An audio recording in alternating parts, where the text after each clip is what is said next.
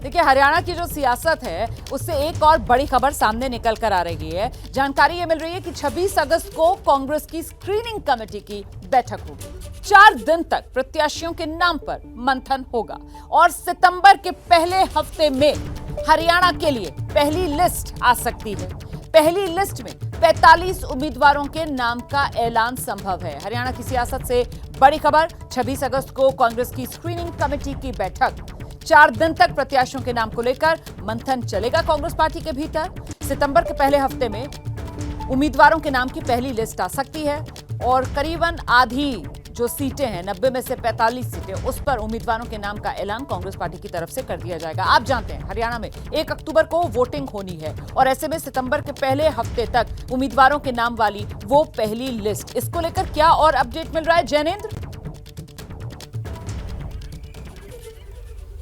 बिल्कुल रोमाना, जैसा आपने बताया, हरियाणा के लिए जो स्क्रीनिंग कमेटी बनाई गई है अजय माकन की अगुवाई में, वो 26 तारीख से औपचारिक तौर पर अपना काम शुरू करेगी और हमें बताया गया है कि 30 अगस्त से पहले यानी 26 से 30 के बीच में स्क्रीनिंग कमेटी अपना जो काम है यानी 90 सीटों पर जो उम्मीदवारों की छंटनी करनी है वो काम पूरा कर लेगी। इसके बाद कांग्रेस चुनाव समिति की बैठक में उम्मीदवारों के नाम पर मुहर लगाई जाएगी और हमें जानकारी दी गई है कि सितंबर की शुरुआत में ही जो सीईसी होगी कांग्रेस की हरियाणा को लेकर, उसके बाद पहली लिस्ट जारी की जा सकती है, जिसमें तकरीबन आधी सीटें, 90 में से आधी सीटें यानी तकरीबन 45 सीटें, 40 से 45 सीटों पर उम्मीदवारों का ऐलान किया जा सकता है। अभी फिलहाल हरियाणा में कांग्रेस के 28 विधायक हैं। हो सकता है ज्यादातर विधायकों को रिपीट किया जाए। हालांकि तकरीबन हमें बताया गया कि 10 के करीब में ऐसे विधायक हैं जिनकी रिपोर्ट कार्ड जो है वो रेड है। उनमें से कितनों की टिकट कटेगी ये तो आने वाले वक्त में पता चलेगा, लेकिन हरियाणा में कांग्रेस के उम्मीदवारों की पहली लिस्ट जो है वो सितंबर की शुरुआत में आएगी। तकरीबन आधी सीटों पर पहली लिस्ट में नाम हो सकते हैं और उससे पहले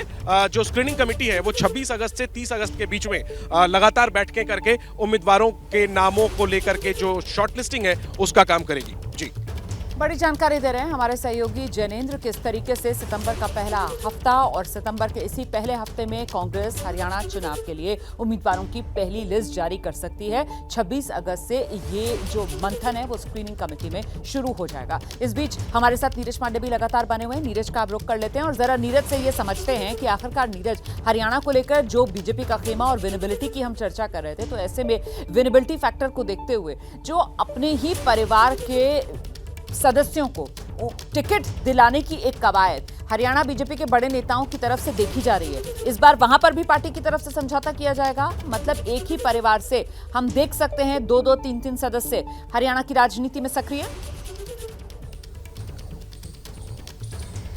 देखिए, भारतीय जनता पार्टी हमेशा प्रयास करती है कि परिवार के लोगों को टिकट ना दिया जाए, यानी कि एक परिवार से सिर्फ एक ही व्यक्ति को टिकट दिया जाए या ज़्यादा से ज़्यादा कोशिश ये हो कि चुनाव में उस परिवार का एक ही सदस्य रहे। लेकिन बहुत कुछ डिपेंड करता है कि यदि वो वहाँ पे कोई जिताऊ कैंडिडेट मिलता ही नहीं तो क्या करें। जैसे भव्य बिश्नोई की आपने चर्चा की थी कल, तो भव्य बिश्नोई तो ऑलरेडी विधायक हैं आदमपुर से और उनके जो फादर हैं वो अब किसी पद पे नहीं है फिलहाल भारतीय जनता पार्टी के। इसी तरह जो राव इंद्रजीत सिंह केंद्र में मंत्री हैं लेकिन वो अपने परिवार में टिकट मांग रहे हैं, तो शायद ही उनकी बात को तरजीह ना दी जाए, क्योंकि पिछली बार भी उन्होंने टिकट की डिमांड की थी, पिछली बार भी नहीं हुआ। इसी तरह कई और नेता हैं जो अपने अपने परिवार के लिए टिकट डिमांड कर रहे हैं, लेकिन भारतीय जनता पार्टी का प्रयास यही है कि वहां पर पार्टी के कार्यकर्ता को ही टिकट दिया जाए। कोशिश यही हो कि परिवार से सिर्फ एक ही व्यक्ति को लीडरशिप में रखा जाए। लेकिन महत्वपूर्ण हो जाता है, देखना होगा कि पार्टी की तरफ से आखिरकार क्या रणनीति अपनाई जाएगी। मैं लौटूंगी आपके पास, रहिए मेरे साथ।